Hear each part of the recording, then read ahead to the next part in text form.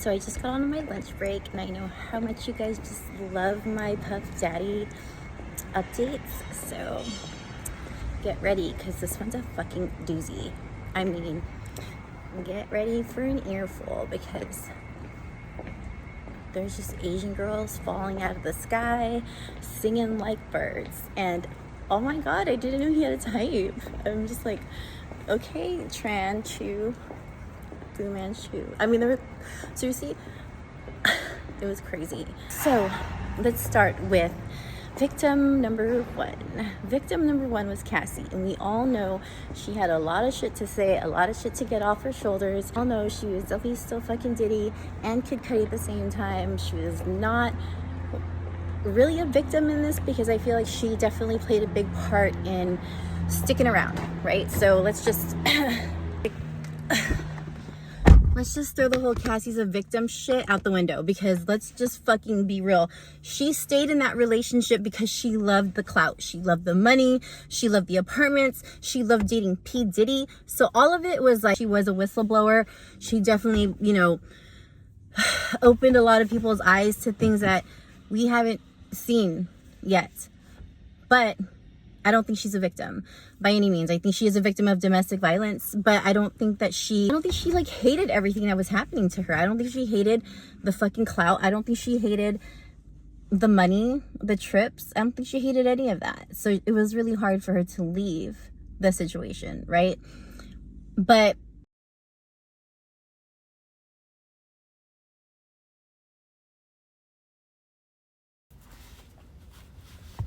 okay, you guys, welcome back to Screen Time Love, where pop culture meets the courtroom.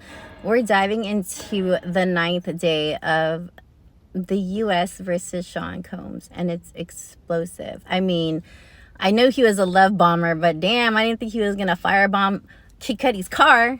I mean, shit, let's get into it. He's a high-profile witness, so these are high-profile witnesses, you guys. Like, this is Kid Cudi testifying against P. Diddy. What the fuck? We have Kid Cudi and me are witnesses. George Kaplan he's the loyal COO.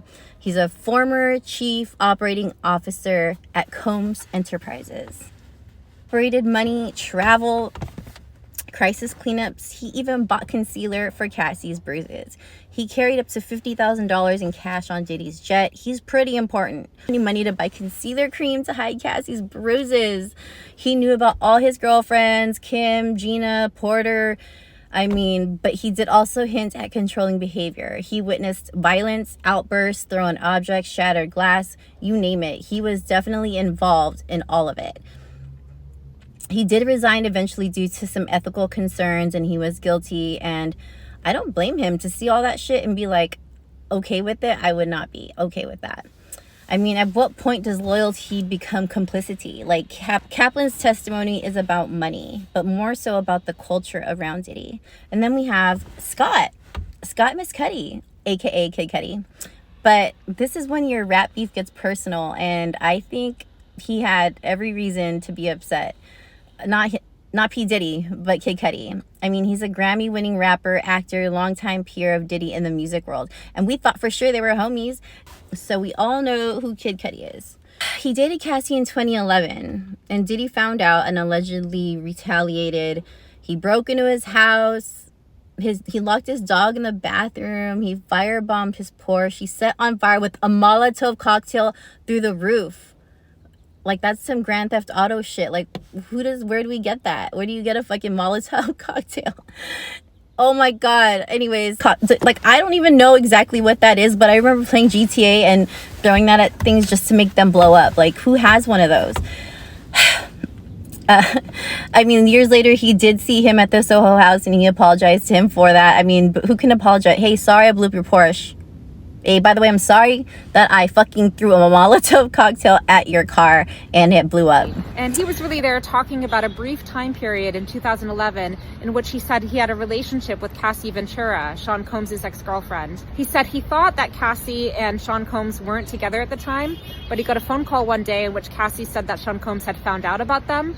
After that, Kid Cudi discovered that someone had broken into his home He discovered that presents that he had gotten for his family had been opened. They had Chanel gifts in them, and that his dog had been locked away in a room in the house. He discovered something else had happened to his property. His car had been lit on fire by a Molotov cocktail. When that happened, Kid Cudi clearly suspected that Sean Combs was behind these incidents and reached out to him about them having a meeting together. They did end up meeting. They talked about things. Kid Cudi said that he did not know that Sean Combs still thought of himself as together with Cassie, and they kind of cleared the air. He told jurors today that his view was that Cassie had kind of played both of them in the process. Anymore. I think it was Diddy trying to really draw a fine line between this is my property and go fuck yourself. You know, like he definitely was not having it. I mean, I know, damn, you can just basically get away with anything. Like, no, that's gonna catch up to you at some point.